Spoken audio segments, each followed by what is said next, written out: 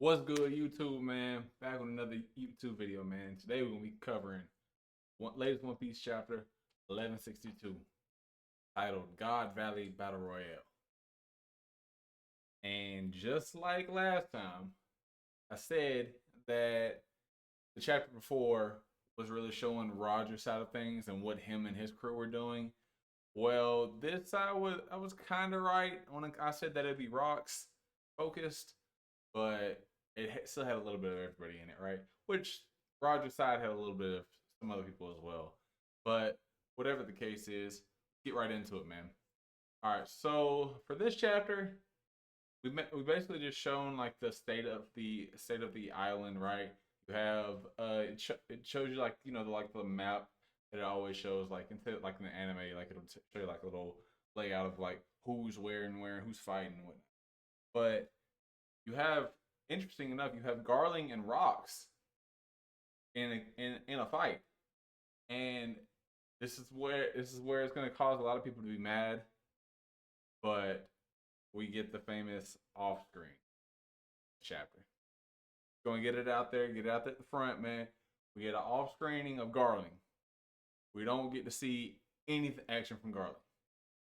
We get they show in on Rocks running away with Eris and Teach Blackbeard at the time, and then it shows you Garland. Garland has like a giant cut, and he remarks how strong Rocks is and how long it's taken for his wounds to heal. And that's just like further, acknowledging the fact that like yes, like Garling and pretty much every Holy Knight has that like immortality type like body. So, but we get that, and then later on in the chapter, they actually have another fight, like an actual straight fight where Rox just stands at the ground, and that's an off screen.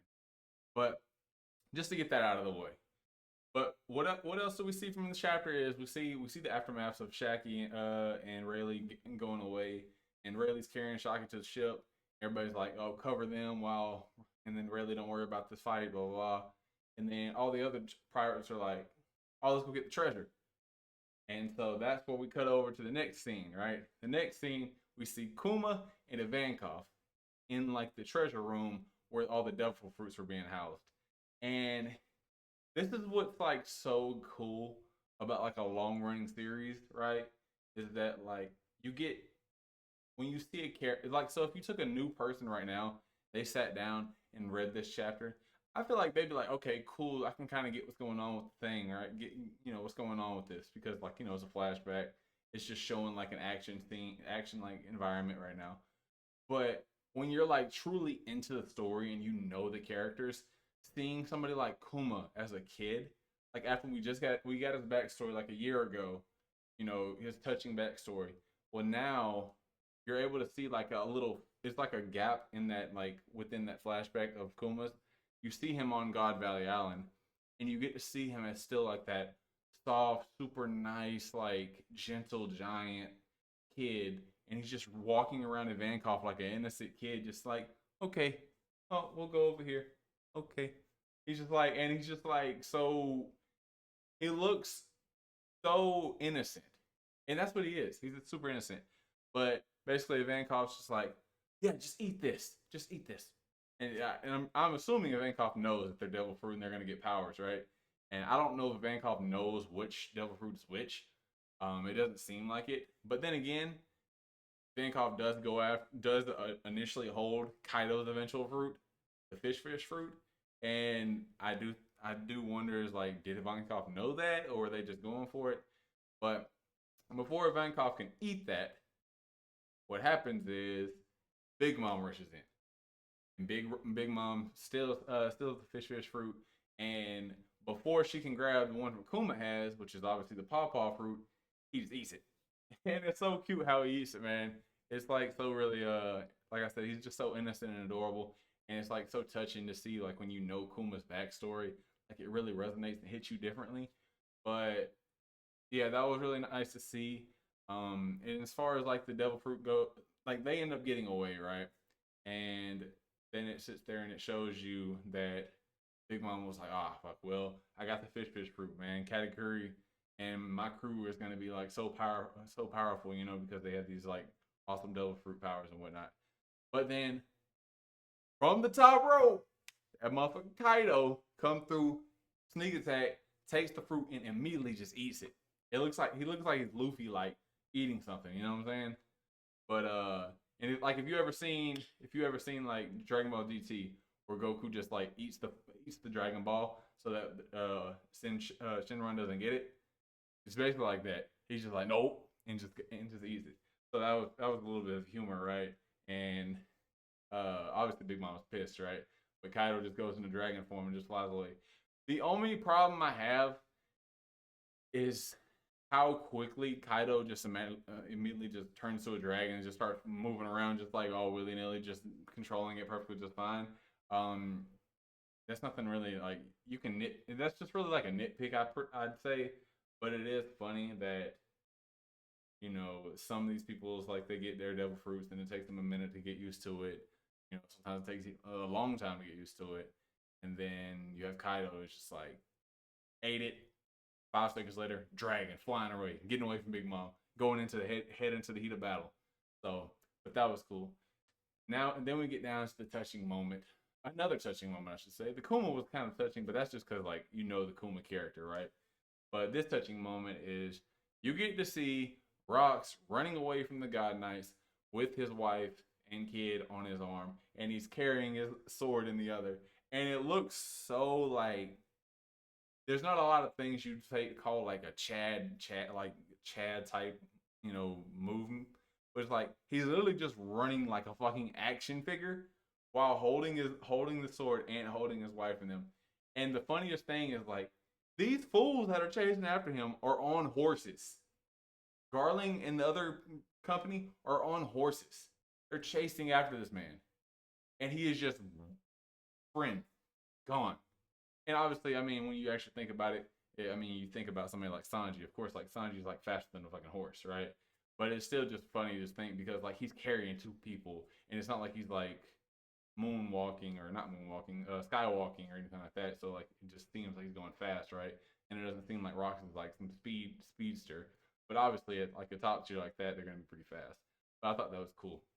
But while we're running away, we get to find out that the Davy Back clan, or the Davy clan, I should say, Davy clan. Basically, there was more than just Eris and Teach on there that were the Davy clan. It was actually like the entire Davy clan was on God Valley, and basically what Emo did, what they did in Elbath, is they turned them all into like demons, basically like little controlled demons. And it's kind of sad because you get to see that Rock's grandpa and grandmother are like turned into demons themselves, and it's kind of sad because you see them you're first introduced to them as the demons, but then Eris starts talking about them, and then they show you like a small little flashback window of just like them as normal and them having cheerful faces and being nice and stuff like that. So it's like really fucked up, when you realize how like fucked up and screwed up like what Emo's doing is. You know what I'm saying? But the whole time, Eris just like, oh, you're not gonna be able to run away with me on your shoulder. I mean, just let us go, and we'll go ahead and we'll be able to fend for ourselves, and you handle this right here. And obviously, like Rox is being, the good husband, dad that he is. He's like, nah, I ain't letting you down, so they can kill you, blah blah blah. And she was like, she's just basically just like she's a strong woman. She's like, hey, I'm a full-fledged Davy. You know what I'm saying? I'm strong. I'm able to hold my own. And she basically says, worst case scenario, if it looks like I'm gonna get caught, hey, I'll kill Teach, and then I'll kill myself, and that'll be it. And that's kind of like kind of base of it. You know what I'm saying? But it's like it really puts in perspective. It's just like a lot of these characters like Oda makes, like female wise, they're really headstrong. They're really like motivated and passionate, and they're not like in the damsel in distress type of deal. Even though sometimes it might appear like they are, right? But they still have their like soul to them. Like what I'm saying? They actually have fire to them still, and like Rock's just like, all right, cool. And so they agree hey, we're gonna get out of here. Meet us at Lelouch. Now, what's funny about that is if you remember, that's where what's his name? Sabo escaped to. Sabo escaped to Lelouch after that whole, like some noise going on. But he escaped there after the whole, incident at the Mary Joie. But then obviously Emu nuked that place. So it goes to show you, like, it makes you wonder. It's like, does Eris and Teach actually make it to Lelouch, or do they get intercepted before then, or do they get the Lelouch and then they obviously get turned on? Because obviously we know Rox doesn't make it past God Valley, unfortunately. Like, spoilers, Rox don't make it out of this too good. But nevertheless, really cool scene. And now we get to the final act of this chapter, which is, well, actually, but before that, we backtrack. So last chapter had Garp hype, right? Garp upskill. And a lot of people were like questioning, it's like, all right, cool, Garp. We get it, you're badass, but like, you don't seem to be worried about these civilians all dying. You don't seem to be worried about what the hell's going on this island. You're just like, oh shit, Roger's here, let's go. You know what I'm saying? But then he actually is like walking around, and it shows you he's like, the hell are all these civilians dead for? Like, what is going on this island? And so he literally calls day one. He calls Sengoku. He's like, hey, you know what's going on with this? And Sengoku's just like, well, there was reports, but the person that made that report, he up and disappeared. You know what I'm saying? Which obviously, you know what that means, right? He got stealing some shit that he wasn't supposed to be stealing, and they took care of him. You know what I'm saying? But yeah. So it was just like, I'm glad we covered that base, right? Because it was questionable. Like, Garp, we get it. You're a free spirit. You do what you want. But at the same time, in one of the panels, he's literally questioning it. He was like, I don't know. There's no clue what's going on right now. You can't even call this justice. Like, you don't even know if justice is in the right here. You know what I'm saying? Basically, he's just so like, what he's seeing is so disgusting that he doesn't even have a word for what's going on. He can't even describe to you what is going on. And I love that we finally got that. And people might say it's like, oh, it's just Oda covering Garp's ass. But I mean, I truly feel like that was like always a Garp thing. Like, he always felt that way. I mean, if you see the way he interacts with celestial dragons in the modern day, he doesn't give a fuck about them. He doesn't care about them. So like, obviously, maybe before this incident, maybe he had a little bit more respect for the celestial dragons because obviously you know who they are. He probably didn't 100% like kiss ass to them, but he probably had a little bit of respect for them. Whereas now he just has none because he knows how disgusting they are. But now we get into the last final act, right? And we get to see Rox, Whitebeard, Roger, Garp, and Kaido making a comedic entrance, all staring down what is Saturn, but possessed by Emu. And they're coming down, and it's Saturn in his spider form, but then it has Emu's like eyes and like shadow on him. So it's basically like, what's going on? You know what I'm saying? And that's what basically Whitebeard and Kaido and all them were like, hey, what's going on? What the fuck is this? Like, and it's funny because a lot of slander's been going towards Roger, but he's kind of, at the very end, he's the only one that makes the remark. He's like, well, what the hell is going on? And he's just like, this is the world right now. Like, because what he's staring at in Emu is essentially the world order. Is basically who has control of the world, right? The chair that he sits on is the throne of the world. You know, is like basically the capital of the world. So like, that's why they make it a big thing, is like saying like, oh, there's nobody on that seat because nobody rules the world. But then obviously he's the hidden person because he is on the seat ruling the world. So, but it was a really cool epic spread, and it was kind of cool because it was really good too, because Rox talks to Whitebeard and he's like, hey, you know you ain't got nothing to gain about staying here fighting with me, right? And Whitebeard's was like, nah, don't mention it, man.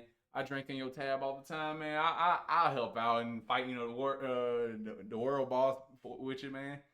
And it goes to show you, like, I'm really curious on like what happens because obviously Kaido's on the battlefield with them, and Kaido feels like at the end pirates always betray each other, so he's wondering who betrays who. Like, you know what I'm saying? Is he saying it for himself, like he's gonna betray Rocks? Is he saying it because Whitebeard's gonna betray him? Because if Whitebeard ends up betraying Rocks, that's gonna be some serious damages to Whitebeard's reputation. If I had to say so, you know what I'm saying? But whatever the case is, man, chapter was all in all good. Sad thing is we on break next week, so we ain't getting a chapter next week. That's gonna be really, really hard to digest, man. We ain't getting on chapter right when it's getting peaked. But Oda had this little medical issue last week, so we were supposed to get the chapter last week, and then we would have got 1163 this week. But what can you do? But as always, man, let me know what you thought about the chapter. Like, subscribe, comment. Y'all later. Peace.